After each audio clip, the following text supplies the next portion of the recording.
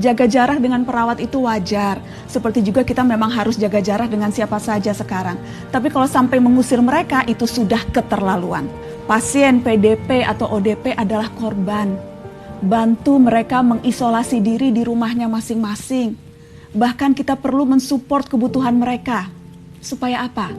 Supaya mereka tidak terpaksa keluar rumah. Kalau mereka keluar rumah, yang ada malah bahaya bagi yang lain. Sama juga seperti jenazah. Selama mereka terkait corona, biasanya pihak rumah sakit sudah punya protokol, sudah punya SOP, standar penanganan jenazah. Selain dikafani sesuai ajaran agama masing-masing, mereka juga dibungkus secara khusus. Sama sekali tidak masalah dikuburkan dimanapun. Karena ketika sudah dikubur, mereka tidak akan menyebarkan virus. Saya akan kutip keterangan Kepala Departemen Kedokteran Forensik dan Medikoleger Rumah Sakit Umum Dr. Sutomo Surabaya, Dr. Edi Suyanto.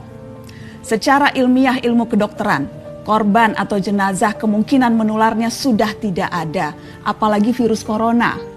Virus corona harus hidup pada inangnya. Inangnya sudah mati, virusnya juga ikut mati, sama dengan HIV/AIDS, sama dengan H5N1 atau flu burung.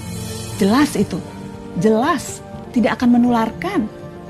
Pasien positif COVID-19 yang akhirnya meninggal saat mereka sakit tidak boleh dijenguk keluarganya. Proses pemakaman dilakukan dengan cara tertentu dan yang bisa menghadirinya pun terbatas. Masa tega saat keluarga hendak mendoakan di pemakaman diperlakukan seperti itu. Jadi kalau kita mengusir, kalau kita mengucilkan, kalau kita menghakimi dan menstigmatisasi korban corona itu jelas berbahaya. Karena membuat siapapun yang merasakan gejalanya jadi enggan melapor dan memeriksakan diri. Jika mereka enggan melapor karena takut diusir, dicemooh dan dihakimi, yang rugi kita semua. Virus jadi tidak terdeteksi sehingga menyulitkan memutus rantai penyebarannya. Ingat jargon lama, jauhi penyakitnya bukan orangnya. Seharusnya ini jadi pegangan kita. Cukup dengan jaga jarak, jangan diusir atau dikucilkan. Teman-teman, wabah ini diprediksi masih akan berlangsung panjang. Guncangan-guncangan sosial juga akan terjadi.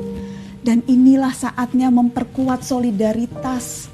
Jarak fisik memang harus direnggangkan, tapi ikatan sosial justru harus dirapatkan. Kita tidak bisa sendirian mengatasi wabah ini. Hari ini soliter seharusnya solider. Jaga jarak dengan penyakit, bukan dengan kemanusiaan.